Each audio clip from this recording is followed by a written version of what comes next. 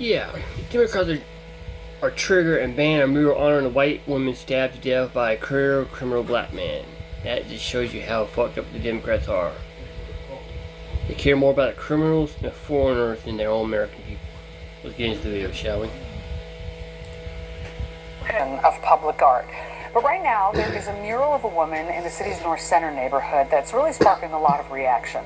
Regina Waldrop looks at why the image is attracting so much attention. Near the corner of Montrose and Western, a striking image adorns the side of a 3-story brick building. It was horrible what happened here, so this is something small that they could do. I think it's a great way to represent someone, especially in a really fantastic, just great artistry. This mural is in honor of Irina Zarutska, a 23-year-old Ukrainian refugee.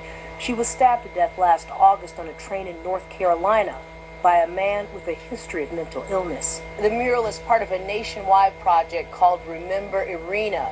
The goal, according to the website, is to make a public record of a preventable death. There are also murals like this one in Miami, New York City, LA, and Washington, D.C. Only a few weeks old, the artwork has now been defaced twice, we're told. A spokesperson for the Remember Irina Memorial Project says it's funded through a combination of private supporters and community crowdfunding. Elon Musk has given $1 million to the project, which for some is problematic. I think he's a pretty not great person for sure. So yeah, definitely there's a gray area. Any mural honoring someone is good, but I don't know, I wouldn't be surprised if Elon Musk has ulterior motives doing something like that. Boy, oh boy, oh boy, oh boy, oh boy. So we gotta talk about Democrats getting triggered over murals of Irina Zarutska popping up across the country. Now, why are murals of Irina Zarutska popping up across the country? Well, it is a silent protest, so to speak, of soft on crime policies that are abundant in these liberal cities that allowed for what happened to Irina Zarutska to happen, which is for her to be stabbed in the neck for the world to see on camera on the light rail in Charlotte, North Carolina.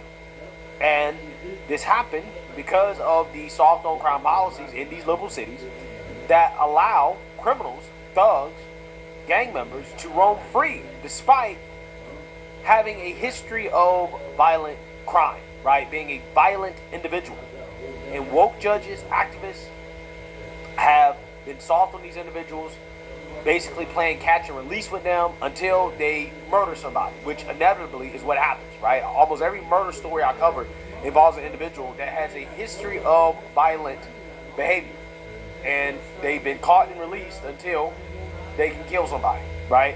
It's not just happening with homegrown criminals in this country. It's also happening when it comes to illegals. We have people losing their lives, young girls across the country losing their lives because of the open border policies and the sanctuary city policies, combined with the soft on crime policies that also give a slap on the wrist to illegals as well too, whom Democrats actively protect in these sanctuary cities, liberal cities, right, that have these soft on crime policies. Thanks to Democrat policy, once again, you have women losing their lives, right, dying, tragically, brutally, at the hands of criminals, again, who should be in prison, and illegal immigrants. So this moral, in my opinion, I think is going up as a reminder of what can be prevented with common sense, okay? And Democrats are triggered by it. They're so triggered that they actually forced this mural here to be taken down, right? So essentially banning Irina Zarutska murals that are a But now we're gonna have a reminder George of Floyd, a known bad criminal. policy. So without further ado, let's go ahead and get into this. They don't want to have a mural of a victim, but they don't kill a damn known criminal like George Floyd. But a known criminal, they just finally have a statue of him. That tells you how they fuck up, aren't they? Back to the video. The talk of the city and the internet for days now, and now we have a verdict. A Providence mural dedicated to murdered Ukrainian refugee Irina Zarutska will be coming down. I'm Gene Valicenti. And I'm Emily Bowles. What the artist says started as a tribute to the Ukrainian refugee quickly became a political flashpoint. NBC 10's Ryan Medeiros has been following the story for days. He joins us live in Providence with the new developments. Ryan. Apparently you can go from 0 to a complete site in just a single prompt with Wix Harmony. I don't know if this is going to be possible. Or vibe coding meets drag and drop freedom. We'll see about that. All right, let me try to make up a... Well, Emily, Gene, it's still here, but not for long. Artist Ian Gaudreau tells me he's sad it's come to this point, but after calls from Mayor Smiley and other local leaders to remove the mural, it felt like only a matter of time before this happened. The artwork is going to be removed. Artist Ian Gaudreau breaking the news to NBC 10 Monday afternoon. The Irina Zarutska mural is coming down. A lot of people voiced their frustrations, and voices were heard, and the work is coming down as a reaction to that. Gaudreau says after online backlash surrounding the politics of the project, which wasn't finished yet, the owners of the Dark Lady want it removed. And I want everybody to know that my intentions with the mural was to lower the temperature. The mayor's office told us he didn't have time for an interview Monday, but shared his statement, saying in part, "The murder of the individual depicted in this mural was a devastating tragedy, but the misguided, isolating intent of those funding murals like this across the country is divisive and does not represent Providence." Yeah, so the reason why they're calling this divisive, which to me is just, it really shows you just how our politics has become so silly, right? Basically what they're saying is that, well, this is political, right? That's why we don't like it, because it is a reminder of the consequences of Democrat policy, right, in these liberal cities, okay? However, that really should be political in the sense that everybody should agree that it is bad when you have criminals who should have been locked up roaming freely on public transit systems, murdering, stabbing refugees, right? People who came to this country to escape war, right? She came to this country because she thought would save her life, but instead she lost her life. Very sad. I think everybody agrees that, hey, that shouldn't happen. Like, generally, if there's something that we can do in order to prevent that, we should. And that should be up for debate, right? I think everybody should be able to get on board with that general concept of let's do something about this, right? Like, this is not how we have to live. Like, we don't have to live like this. But they want to live like this in these Democrat cities, right? This is what Democrat politicians support.